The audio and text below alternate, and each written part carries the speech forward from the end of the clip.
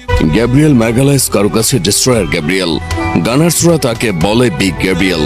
Gabriel ম্যাগালাইসকে এই মুহূর্তে best defender on the planet বললেও ভুল হবে না।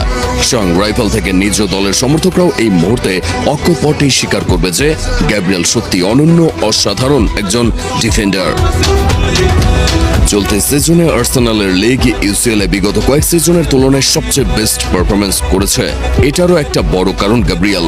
মিকেল আর্তেতার টকবগে ঘোড়াটা এই গ্যাব্রিয়েল, যে অবিরাম ছুটে চলেছে।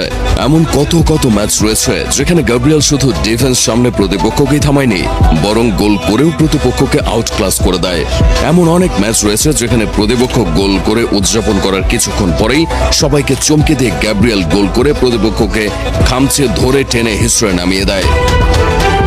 মিকেল আর্তেতা গাব্রিয়েলকে বর্ণনা করতে গিয়ে তো বলেই ফেলেছিলেন যে গাব্রিয়েল ডিফেন্স করলে বিশ্বের সেরা ডিফেন্ডার আর অ্যাটাকে গেলে বিশ্বের সেরা অ্যাটাকার। তাই এই মন্তব্যে গাব্রিয়েলের মাহাত্ম্য প্রকাশ পায়।